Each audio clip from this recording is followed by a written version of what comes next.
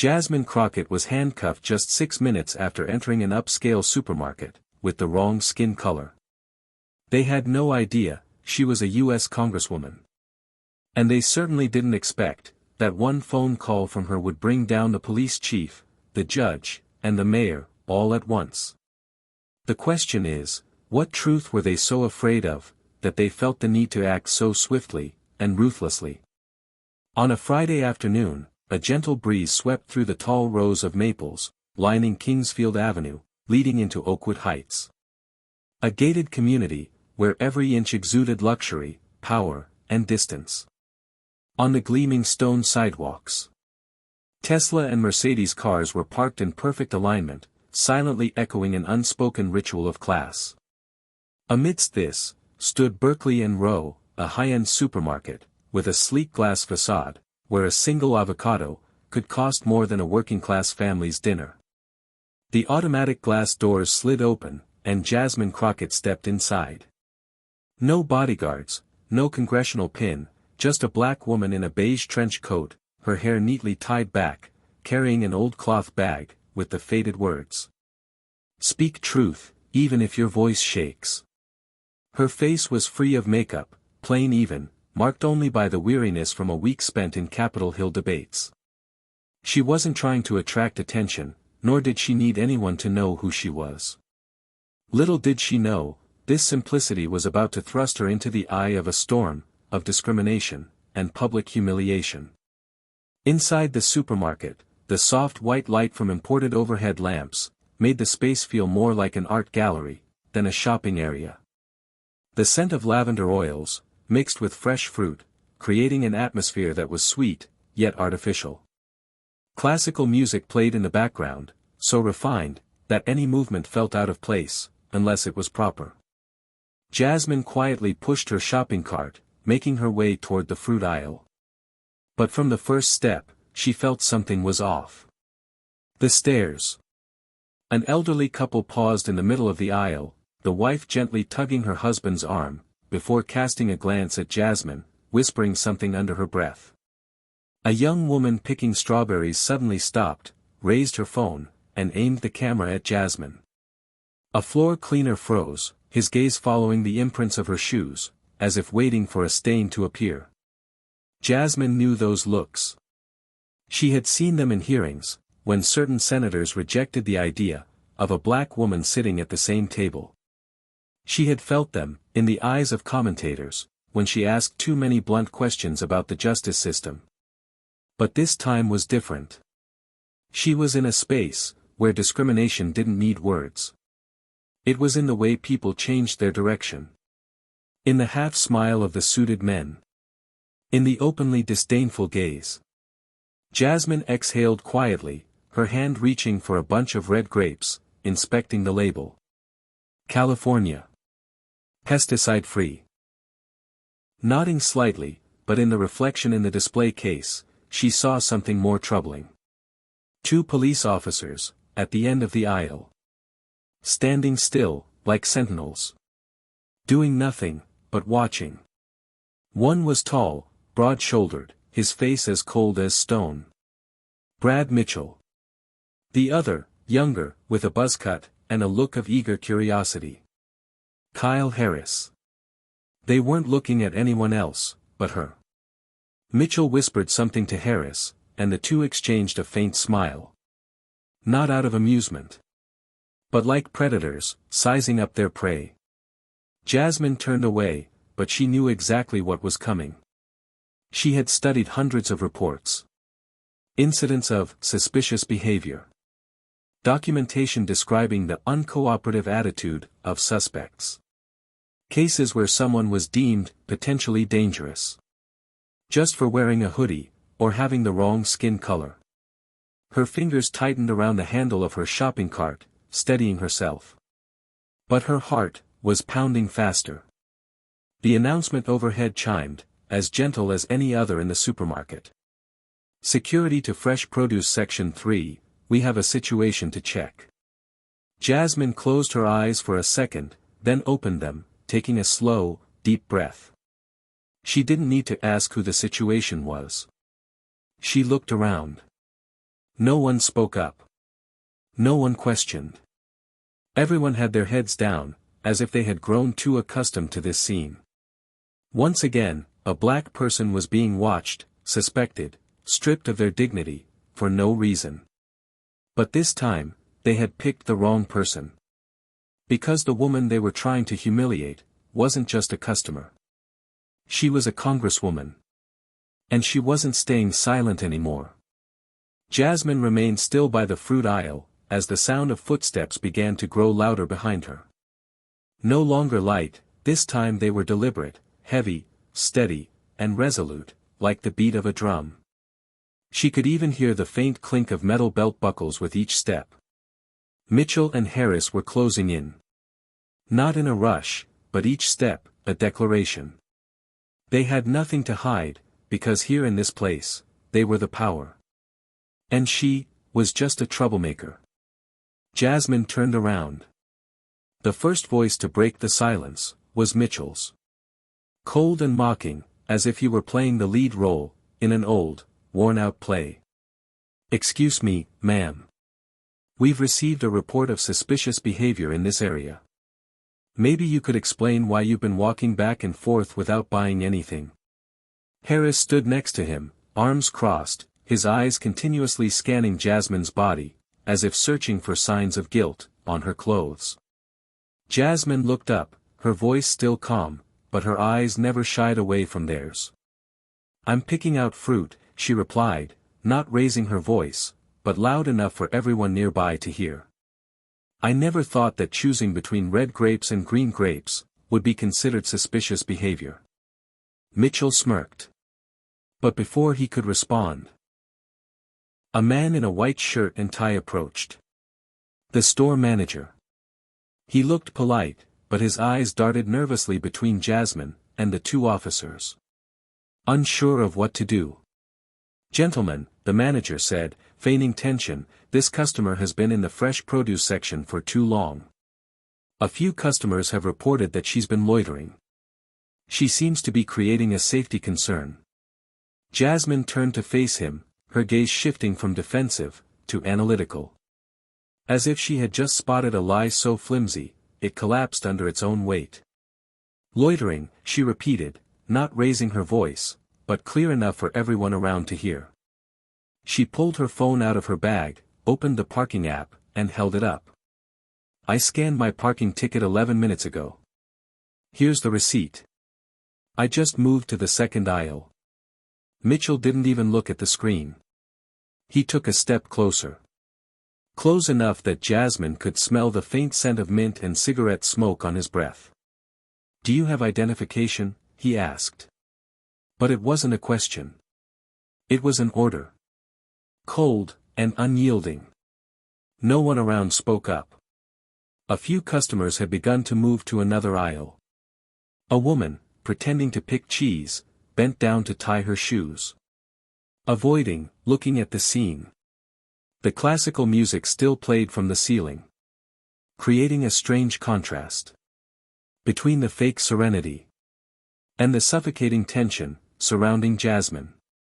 "I do," Jasmine replied calmly, opening her bag to retrieve her wallet. But before she could even reach for it, Mitchell suddenly grabbed her wrist. Not forcefully, but enough to startle her, making her stumble back into the fruit stand. A few apples rolled off the counter, splitting open on the floor. "Don't resist," Mitchell said, his voice rising slightly, enough to draw the attention of people several aisles away. "You touched me before I did anything," Jasmine said, her breath quickening. "That's abuse of power, and I have the right." "You have the right to remain silent," Harris interrupted, smiling mockingly. "But we recommend you use it, right now." Everyone around her was silent. No one intervened. No one spoke up. They all just stood there, as though they were watching a show they'd seen too many times to bother speaking out. Jasmine turned to the manager. "You know I haven't done anything wrong. If you let this continue, you're part of it." But the man lowered his head. His hands clasped together. "I'm sorry. I'm just following procedure." No, you're following prejudice, Jasmine said. Her voice softening for the first time.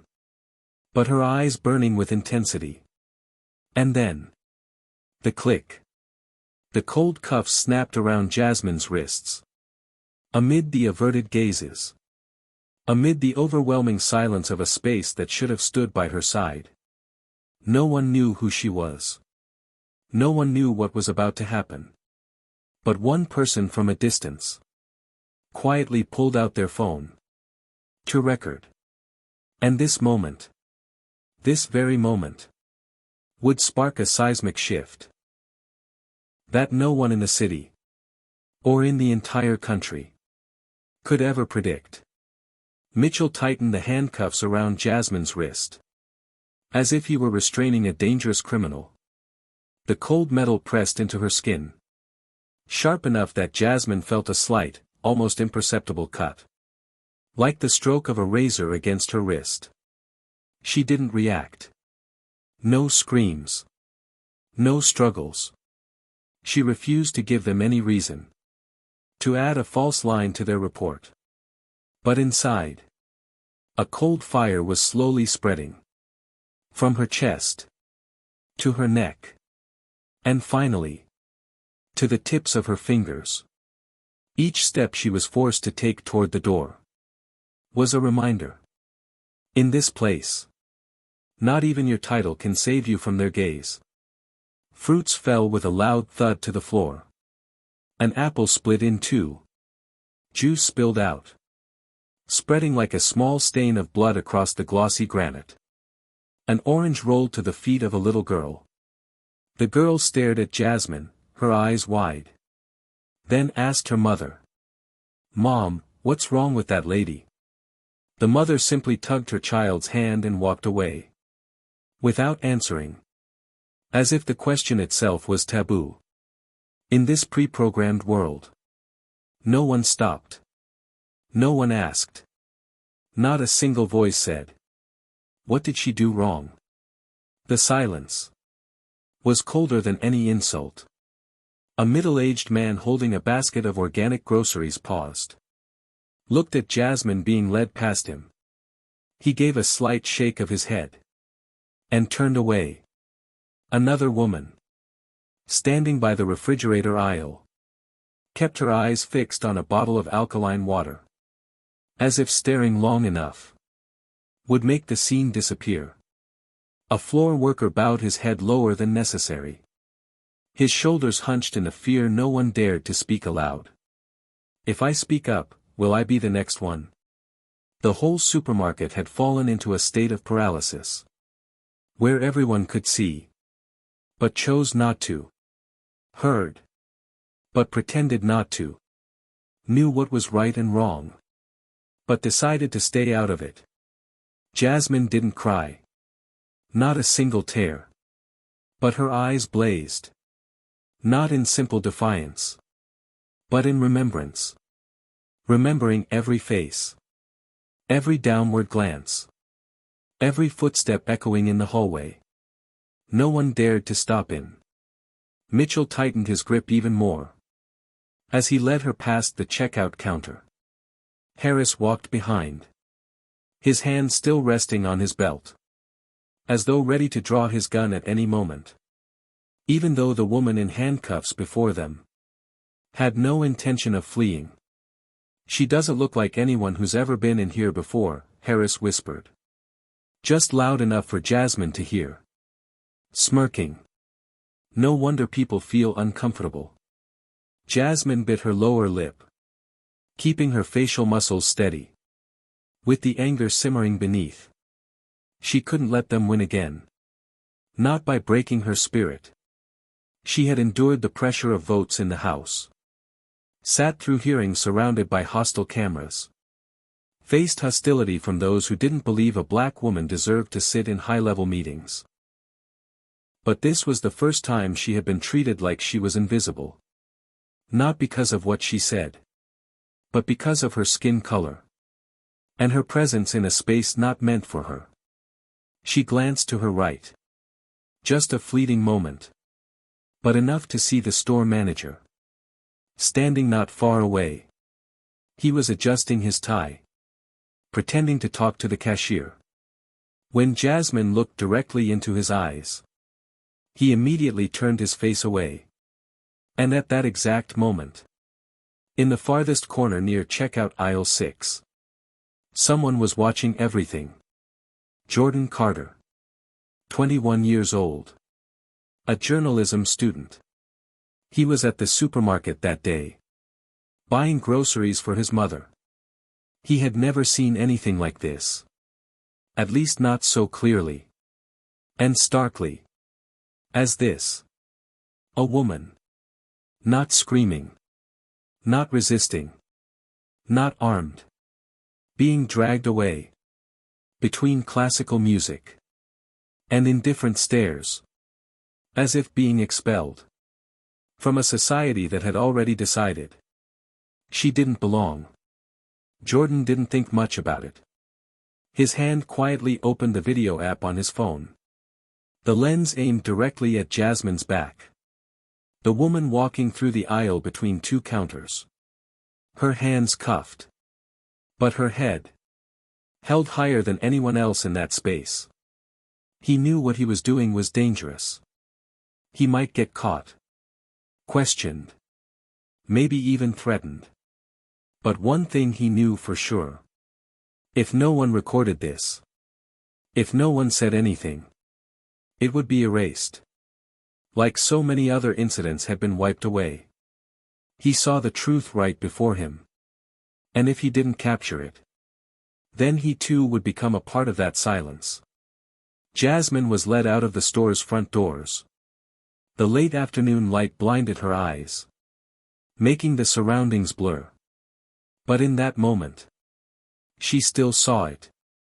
A person, just one, had dared to raise a camera. And in that split second, Jasmine and Jordan's eyes met. No words. No signal. But enough to know. They were no longer alone. The black patrol car stopped in front of the back door of Precinct 18. No sirens. No urgency. Everything was done with such eerie quiet. As if this wasn't a police station, but a morgue. For Justice's dreams. Jasmine sat in the back seat. Her wrists still cuffed. Her back against the worn leather of the car seat. Faded from years of use. Through the dusty window, she saw the old sign above the metal door. Precinct 18. Public safety first. The F in first was chipped. As though someone had tried to erase part of the lie. She had heard much about this place. In hearings. In internal reports. Vague statistics. About complaints that disappeared without a trace. Precinct 18 was notorious among lawyers for its strange secrecy. Cases closed too quickly. Witnesses who withdrew their statements due to misunderstandings. Surveillance footage that malfunctioned. But Jasmine had never imagined stepping into this place as a handcuffed suspect. Harris stepped out of the car first. Said something into his radio. Then opened the door for her. Jasmine stepped out. Her head held high. But her heart tightened when she noticed the first thing. There were no body cams recording. Both Mitchell and Harris had personal cameras on their uniforms. But the small red lights indicating they were recording. Completely off. Not by accident. By design. The main lobby of Precinct 18 didn't resemble any police station she had visited as a representative. The lighting, dim and yellowed. Flickering fluorescent bulbs on the verge of dying. The walls, peeling. Revealing layers of old paint. The wooden furniture, faded. Piles of paperwork stacked in disarray. The air, thick. With the mixed scent of stale coffee. Damp paper. And old bleach. A smell that seemed to try and mask something worse beneath it. A rotting odor. A fake cleanliness. Harris led Jasmine down a narrow corridor, where a few officers walked past, without sparing a glance. No one asked who she was, what crime she had committed, or whether she had a lawyer. No one cared. It was as if she were just one more person brought here. The one whom everyone silently understood. Once you're here, silence is the only thing that keeps you alive. At the end of the hallway, a small room. No nameplate. No sign. Just a battered wooden desk. An old computer. And a woman typing on a keyboard. On her chest, a name tag, Turner. Jasmine could clearly see the internal camera system interface on the screen. Turner was dragging and deleting footage, changing timestamps, with such skill that it didn't even require thinking. Her left hand held a coffee cup, while her right manipulated the mouse, erasing data. She glanced at Jasmine with a blank expression, not malicious, but indifferent. And that was the scariest part. Jasmine was pushed into a wooden chair. No one bothered to remove her cuffs. Mitchell leaned against the wall, talking on the phone. His voice was low, but Jasmine could hear every word. Yes, sir, Callahan. Everything's being handled properly. No cameras. The report will state she was loitering, acting aggressive. No one knows who she is yet. Yes, Whitaker will get the report by morning. The name Whitaker sent a chill down Jasmine's spine. Judge Whitaker. The one she had publicly questioned in a hearing. Over concerns about bias. And rulings involving the police force. Everything was starting to click. No longer a vague feeling, but a clearer picture of a system designed to protect itself by crushing anyone who threatened its existence. Mitchell hung up, casting a glance at Jasmine, as though she were just a bothersome grain of sand. Kicked off his shoe. Harris, meanwhile, was filling out a form. Jasmine could make out the first few lines. Suspect name, unidentified. Charge, suspicious behavior. Aggressive attitude toward law enforcement. Jasmine turned her head away. She felt like she was no longer a real person, but just a line of data. In a system programmed beforehand, where justice wasn't served, but directed. A line from her first law professor echoed in her mind. The system doesn't break. It bends to protect itself. And now, she understood. Precinct 18 wasn't just a police station. It was a factory for legal crime. Where every officer was a link in the chain. Where every deleted video was a memory buried alive. Where every line in a report was a stab in the back of the truth. But what they didn't know was that the woman sitting before them, handcuffed, silent, seemingly helpless, was the first leak in the system that would cause the whole network to collapse. Jasmine sat silently in the old chair, positioned against the corner of the room. Her wrists still cuffed to the metal armrest. Her skin burned from the pressure of the cuffs, fastened too tightly when she was brought in. But she didn't scream. Didn't move. She only observed. The atmosphere in Precinct 18 no longer held the pretense of professionalism. Like at the supermarket. It had shed its mask. Everything was raw. Exposed. No one was hiding anything. Because they all thought she was just another unknown outsider. Powerless. And weak. But that very arrogance revealed more than they intended. She sat there for hours. Like a shadow. And in doing so, she became a living witness. To a chain of grotesque truths that few had ever seen up close.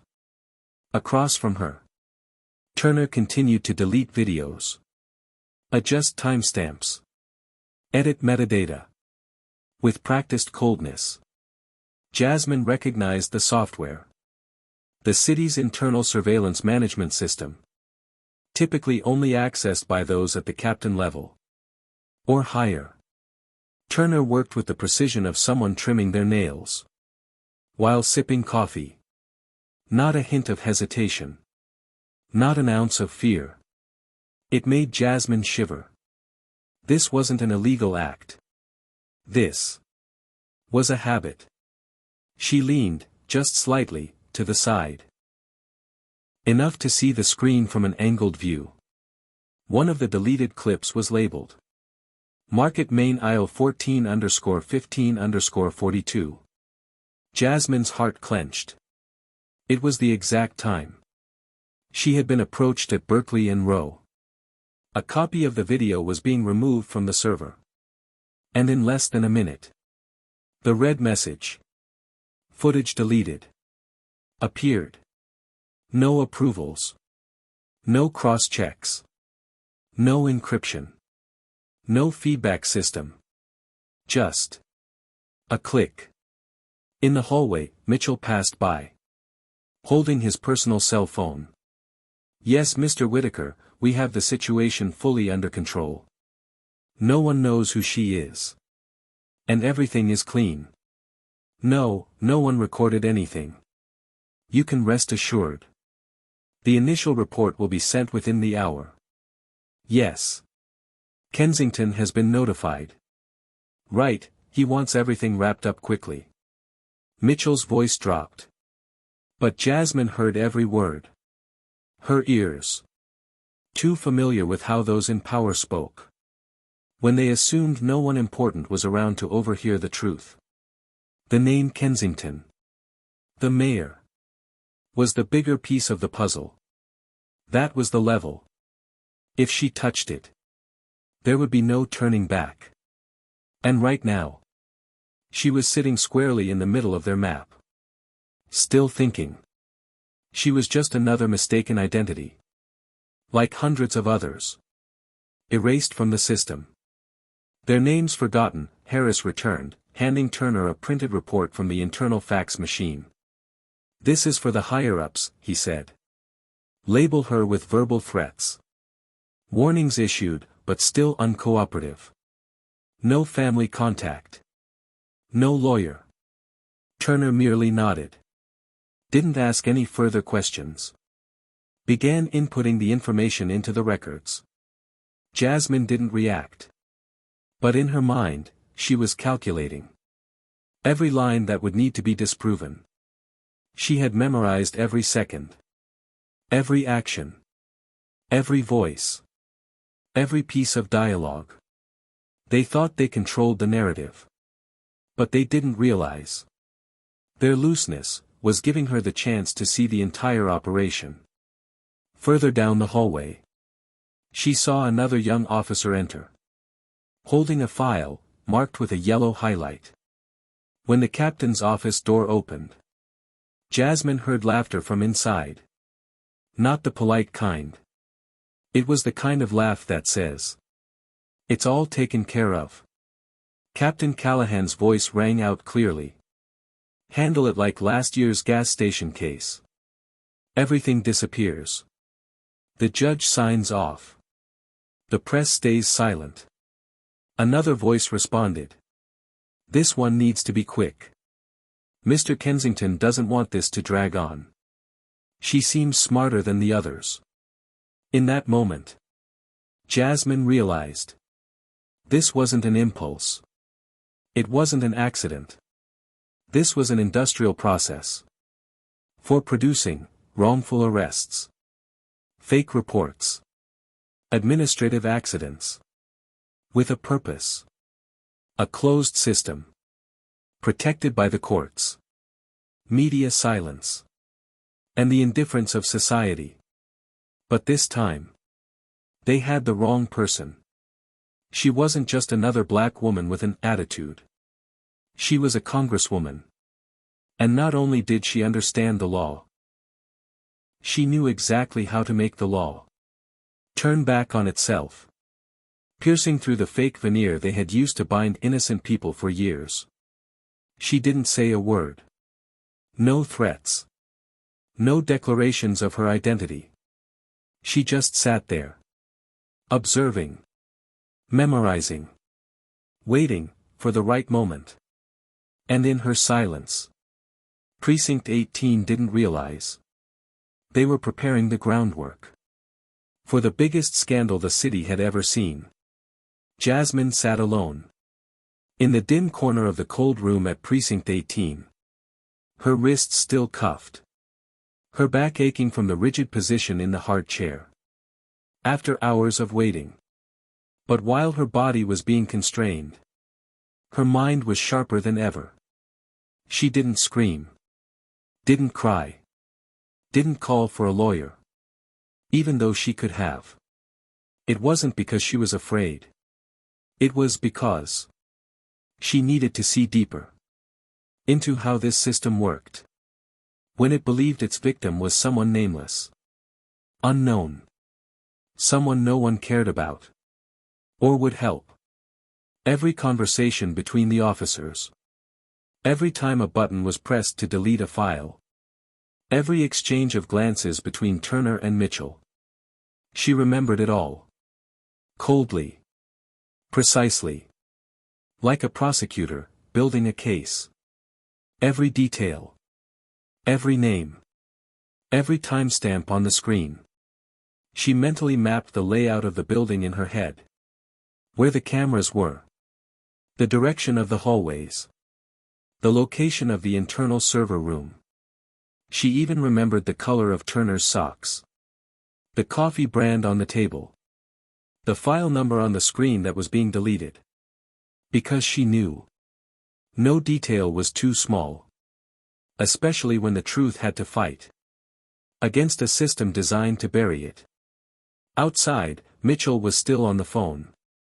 His voice steady. Turner was printing more reports. Using a red pen to strike out incriminating information. As if preparing a PR article. In another corner, Harris was reviewing internal documents. Adding more details to the report. Subject displayed uncooperative behavior. Signs of resistance. Jasmine could read part of the line. Through the reflection in the glass cabinet. No need to check. She knew. She was being rewritten. Line by line. Becoming a fabricated version. They were accustomed to using. For every case they wanted to bury. And this time. They thought they had succeeded. Like they had in the past. But there was something they didn't know. The woman sitting there. Silent. Not arguing. Was Jasmine Crockett. U.S. Congresswoman. A member of the National Judicial Oversight Committee. She had read through hundreds of internal reports laced with manipulation. She had sat across from inspectors general. Police chiefs. Federal judges. But never before had she witnessed how a police precinct operated like a factory. For recycling truth. Quietly. Subtly. With no sign of hesitation. At this moment. She understood. The battle could not be fought merely with titles. Reputation. Power. Position. Wouldn't stop this system. Because it didn't fear names. It only feared the truth. Exposed at the right moment. In the right way. In a manner that could not be denied. She had no phone. No lawyer at her side. But she had her memory. Her legal knowledge. And the ability to piece together fragments in her mind. Like a prosecutor. Making her argument before a jury. She closed her eyes slowly. Replaying every detail she had observed. Since she stepped into the supermarket. From the angle of the camera on the ceiling. The announcement over the loudspeaker. The manager's averted gaze. To the moment Mitchell squeezed her wrist. And Harris fastened the cuffs. She knew. She had only one chance. When the first opening appeared, she had to seize it. Not to say, "I'm a congresswoman," but to say, "I've seen what you've done. And this time, I won't be silent." A small step. The first detail. The first crack in the seemingly impenetrable wall. Jasmine opened her eyes. Her gaze now was no longer that of someone being detained. It was the gaze of someone who had seen through the thick skin of power. And realized the true weakness lay right at the heart of that system. Arrogance. It was nearing midnight. In the security room. At the end of the hallway in Precinct 18. No one spoke. A TV mounted on the wall played the local news. But no one was paying attention. The fluorescent lights flickered continuously. And no one bothered to fix them. The air was thick. With a sense of lethargy. Exhaustion. And the complacency of those too familiar. With manipulating the law, without consequence. Jasmine sat there. Motionless. As though drained. But in her mind. Everything was moving. With the speed of a game entering injury time. Where just one perfectly timed shot could change the entire course of the match. Mitchell had stepped out into the hallway for the third time. To make a call. Harris had disappeared a few minutes earlier. Probably heading into the break room. To brew coffee, or smoke. Turner left her desk after submitting the internal report into the system. Leaving behind a desk phone, unlocked. No one cared about locking devices. Because they thought Jasmine was nothing more than a shadow. Physically and vocally neutralized. But in that moment. The brief moment. When carelessness became a gap. Jasmine knew. This was her one chance. She tilted her body slightly. Checking the direction of the cameras. But they were still off. As they had been since the start. A deadly silence. Exactly what she needed. Without hesitation. She used both hands, still cuffed but nimble. To lift herself. Pivot her shoulder. And gingerly push the chair toward the desk. Just a few steps. But the soft squeak of the chair legs. Felt like alarms going off in her head. She bit her lip. Forcing herself to stay calm. Breathing quicker, but evenly.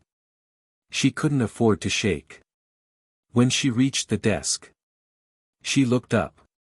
Her eyes fixed on the black landline phone. No passcode. No security. A direct line to internal communications. But it could also dial out. If one knew the access code. And Jasmine knew. She had been a part of the National Emergency Communications Committee. She knew. That by dialing *9 followed by the federal code. The call would be routed into the National Secure Network. Reserved for high-ranking officials. She dialed quickly.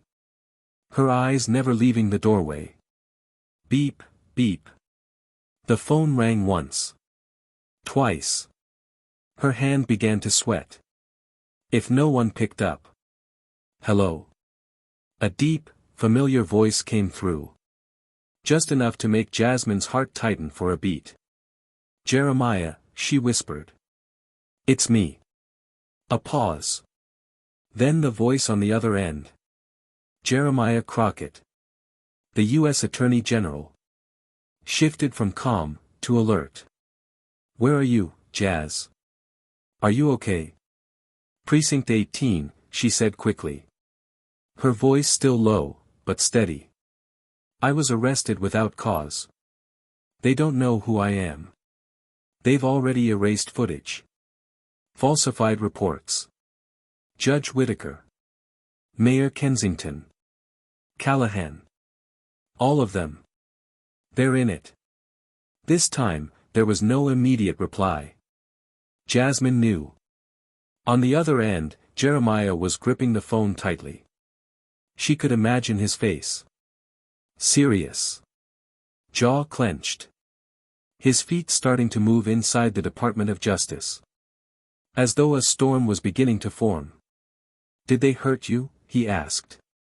His voice no longer that of a brother. But of the most powerful man in the U.S. justice system. The one who had just realized. His sister was being detained. By a system he had the authority to obliterate. "Not yet," Jasmine replied. "But if you don't move fast, they'll know I'm not just another black girl with no one watching." A footstep echoed in the hallway. Mitchell was coming back. Jasmine hung up the phone. She sat upright. Calm. As though nothing had happened. Her hands still cuffed. Her expression unchanged. But in her mind, there was now no plan. Only the ticking clock. And with that phone call, she had activated a legal storm that could sweep an entire city clean. In the cold, dimly lit surveillance room of Precinct 18. The click of the phone hanging up barely lasted 10 seconds. Yet Jasmine's heart still thudded against her chest. As if it might tear through her rib cage. She exhaled sharply. Leaning back. As though she had just crossed a cliff. Her hands still cuffed. Trembled. Not from fear. But from the overwhelming swirl of emotions. That had become more intense than ever. She had never imagined. She would have to call Jeremiah in a situation like this. Not as a congresswoman. Not in a tense hearing. But as a sister. Suppressed. Humiliated. Crushed. And almost with no way out. In his office in Washington D.C. Jeremiah Crockett still held the phone to his ear. Even though the other side had gone silent. He stood still in his vast office. The dim light casting shadows on the desk. Covered in classified files and drafts for strategies. To investigate federal judicial abuse. But now, everything on the desk seemed meaningless. Because now, the story was no longer just a case of misconduct to address. It was his own flesh and blood. Caught in a snake's nest. That even he hadn't realized was this deep. Jasmine's voice still echoed in his mind. Trembling, but not weak. "I've been set up. It wasn't a coincidence. I saw them delete the footage right in front of me. Editing the reports. Turner was operating it directly. Mitchell called Whitaker and Kensington. Saying everything will be clean by morning. They think I'm nothing. And that's their biggest mistake." Outside the office window. The night in D.C. was still. As though waiting for something to come crashing down. Jeremiah placed his hand on the desk. His palm gripping the edge of the wood. Until his fingers turned white. In his life, he had stood before the U.S. Senate. Faced off against federal criminal organizations. Brought high-ranking judges to trial. But never before had his anger risen so quickly, and so deeply. He picked up the phone urgently. His voice was deep. Low. But every word felt like it was hammering into the ground. "I need all the files on Precinct 18. Traffic records. Civil lawsuits. Internal complaints over the last 5 years. Connect me to the Special Investigation Team. Federal summons. All of it. Tonight. I don't need a report. I need action." On the other end, the head of the investigation team immediately spoke up. "Sir, what's going on? Do we need to notify the state?" Jeremiah cut him off. "No time for notification. This is no longer an administrative corruption case. It's an organized crime network. And my sister. Is the only living witness who's being unlawfully detained. He hung up the phone. In his eyes, usually calm, there was no longer just anger. There was resolve. Tied to blood. And honor. If necessary, he would tear down the entire system. Just to save one person. And set an example for the entire nation. 2 a.m. U.S. Department of Justice. 5th floor. The soft lighting that usually filled the office late at night had disappeared. Now, the entire special operations floor was lit up. As though it were daytime. Every desk was occupied. Every communication device, active. Every face in the room, from senior assistants to strategic advisors, was tense. With the same stunned look. The person in need of rescue was none other than the U.S. Attorney General's sister. Jeremiah Crockett walked into the central meeting room. His black suit, sharp and wrinkle-free. His face, cold as stone. But his eyes. The eyes of a brother. Keeping calm on the edge of madness. Seemed to crackle with electricity. "Everyone sit down," he said. His voice firm. No need to raise it. Just one sentence. And everyone followed. As if it were a military order. "My sister, Congresswoman Jasmine Crockett, is currently being unlawfully detained at Precinct 18. The cameras are off.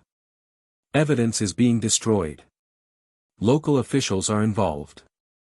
And I don't need any more reports. I need a counterattack." He turned to the director of the Federal Internal Investigation Office. "Activate the Special Mobilization Order. Call in our task force, Unit 72. The Federal Reconstruction Team. Send 3 teams to the scene. Team 1, surround Precinct 18. Team 2, secure the city's administrative data room. Team 3, work directly with the federal court. To block access from Whitaker." One advisor raised concern. "Mr. Attorney General. This could be seen as overstepping state jurisdiction." Jeremiah turned toward him. His voice lowering, but suffocating the room. "This is not overstepping. This is purging a criminal network, protected by the state." He raised his hand. Took the newly printed reports from the digital team. The first documents. From the civil complaint system. Started to reveal themselves. Precinct 18. Had received over 263 complaints in the past 3 years. But only 2 were investigated. And both were dismissed, before going to trial. Many records had repeating names. Mitchell. Turner. Callahan. The reasons for dismissing complaints. Lack of evidence. Lack of witnesses. Or, complainant non-cooperation. Jeremiah slammed the reports onto the table. Evidence doesn't disappear. It's suffocated. And now, we're going to bring it back. At all costs. He opened the large screen in front of him. Entered the A1 level password. Top secret access. Typed the command. Deploy Federal Response Code 123J. As soon as the command was entered, a robotic voice confirmed. National Emergency Response activated. Federal units are being deployed. Within 15 minutes. 17 armored SUVs. 3 FBI task forces. And a team of forensic technicians. Had left the headquarters. And were on their way. To the city where Jasmine was being detained. At that moment. Special communication lines were activated across the board. An emergency notification was sent directly to the Federal District Court Chief Justice, the FBI Director, the Inspector General of the Department of the Interior. Within 30 minutes. Both state and federal levels were aware. Something very big was about to unfold. And the one orchestrating this storm was Jeremiah Crockett. While the city slept soundly, Precinct 18 still had no idea what was approaching. In just a few hours, every lock in the precinct would be checked, every record exposed, and those who had once thought themselves untouchable would feel the weight of being put under interrogation. And it all began with a short call at midnight from a sister trapped in the dark, and a brother ready to use the entire national legal system to bring her back into the light. 8 a.m., Saturday morning. Like any other in the southern part of the city. On the main avenue, school buses were dropping off children. A few elderly people were walking for exercise. And early morning coffee was being served in the small cafes lining the streets. But in a hidden corner near the end of the block, where the old, decaying building of Precinct 18 stood, like a long untreated tumor, something had arrived. No warning. No sirens. But unmistakable. A convoy of black, unmarked SUVs, with fully reflective windows, suddenly stopped right in front of Precinct 18's main entrance. In less than 20 seconds, more than 30 FBI agents in tactical uniforms poured out, dispersing quickly and precisely, like arrows. In their hands, they carried search warrants, arrest warrants, and full federal authority to seize control of the scene. No shouting, no loudspeakers, but the pressure emanating from their formation was enough to make the entire Precinct 18 hold its breath. On the second floor, Robert Callahan, the police chief, had just taken a sip of his morning coffee, his eyes still scanning the city's internal news. The moment he saw the black convoy pull up in front of the glass door, he jumped to his feet. His coffee cup shattered on the floor, unnoticed. His face turned from a healthy flush to a ghostly pale in just a few seconds. "What the hell is this?" Callahan muttered, reaching for the desk phone. But the line was dead. No one answered. Down on the ground floor, Brad Mitchell had just stepped out of the interrogation room, still holding a draft of a falsified report. Harris trailed behind, his face drawn from lack of sleep. He never imagined that this Saturday morning would begin with a nightmare. Before either of them could process what was happening, 2 FBI agents stormed toward them from opposite directions, shouting, "Brad Mitchell, you're under arrest for abuse of power, destruction of evidence, falsifying records, and illegal collusion with judicial officials. Put your hands up." Mitchell froze.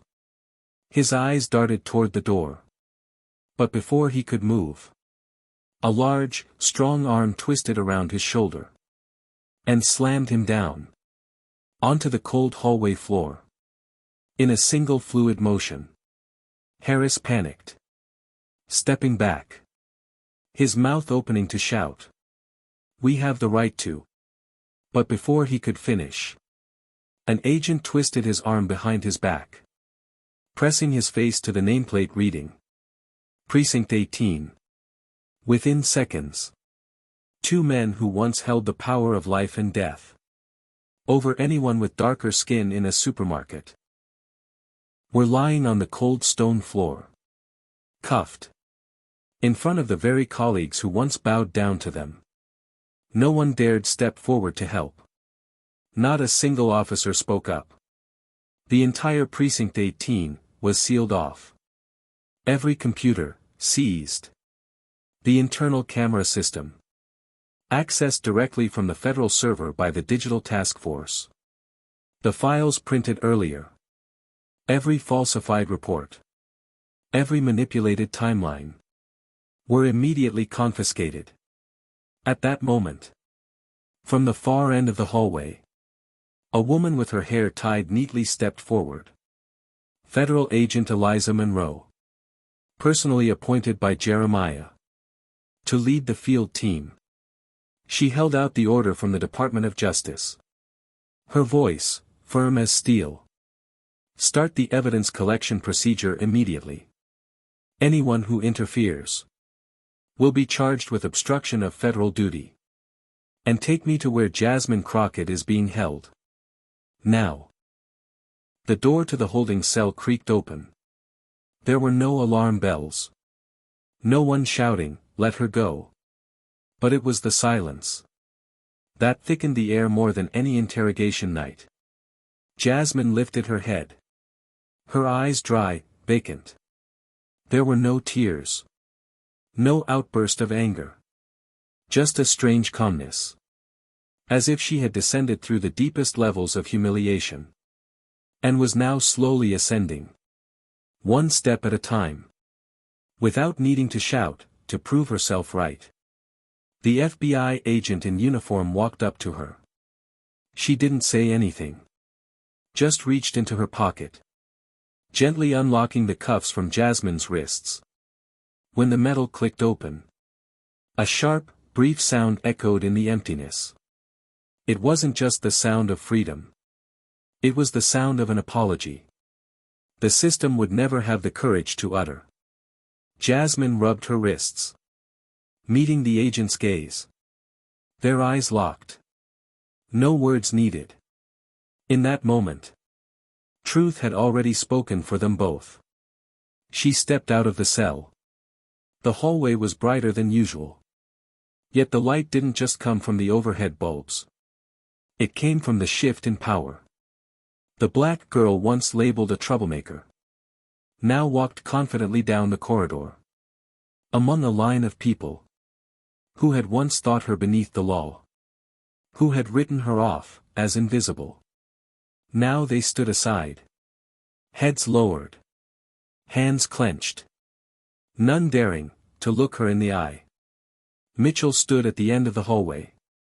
His hands cuffed. His cheek marked with the scratches from when he was restrained. He watched as Jasmine walked past. His gaze. A mix of fury, and something he had never felt before. Helplessness. He didn't shout. Didn't threaten. Didn't call for a lawyer. He knew the game was over. And the girl he thought was just another unknown. Had just toppled the system. He believed would protect him for life. In the corner of the hallway. Pressed against the wall. Stood Lisa Carter. The only officer in all of Precinct 18. Who had kept her conscience unsullied. She had seen the irregularities. She hadn't spoken up. Because she was scared. But Jasmine was the one who awakened her. Lisa didn't step forward. Didn't raise her voice. She simply nodded softly, as Jasmine walked past. A nod. Quiet. Brief. Unshowy. But heavy with meaning. I saw it. I choose to stand with the truth. And I thank you, for not staying silent, as I once did. Jasmine paused for a moment. Looked at Lisa. And then continued walking. No need to pat her chest. No need to declare anything. Her very presence. Her calmness. As she walked through the hallway where she had been humiliated. Was the strongest statement she could make. And in that silence. They no longer saw a weak girl just freed from her cuffs. They saw a living symbol of resilience. Intellect. And justice. The main door of Precinct 18 swung open. Not to welcome another detainee. But to usher out someone. Who had just stepped from the shadows of the system. With pride. With completeness. And without the need for medals on her chest. Jasmine Crockett. Her hands now free. Walked slowly between two rows of federal agents. standing in perfect stillness. Not out of ceremony, but out of respect. There were no reporters. No rush of news bulletins. But something about that morning, when sunlight glinted off Jasmine's soft curly hair, and reflected in her eyes as she gazed straight ahead, made the whole world seem to hold its breath. She didn't say a word. There was no need. Her eyes that had endured scorn, tracked every deleted video, memorized every lie spoken by those who were supposed to uphold justice, now served as the heaviest indictment. Callahan, being escorted down from upstairs, lowered his head in silence, no longer able to maintain the arrogance that had been deeply ingrained in him. Mitchell and Harris, still held in the holding cells below, the same cells where hundreds of black people had been shoved in like animals. But today, it was they who were the subjects, in the system they once believed was entirely under their control.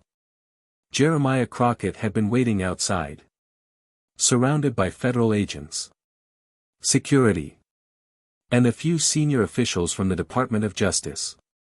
But when he saw Jasmine step out, he didn't hold on to the facade of a high-ranking official. He didn't wait for her to approach. He walked straight toward her, arms wide, pulling his sister into an embrace. In front of all the stunned eyes. A tight hug. No words necessary, but full of weight. I'm here.